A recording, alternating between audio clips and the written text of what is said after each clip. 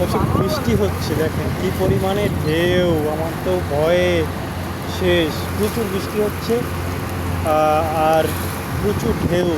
যদি ঢেউয়ে এমন অবস্থা, আমি যদি একটু দেখানোর চেষ্টা করি যে আমরা ফেরিতে, বর্তমানে ফেরিতে। তো আমাদের উদ্দেশ্য যশোরে। যদি একটু এখান থেকে দেখানোর চেষ্টা যদি আমরা একটু করি,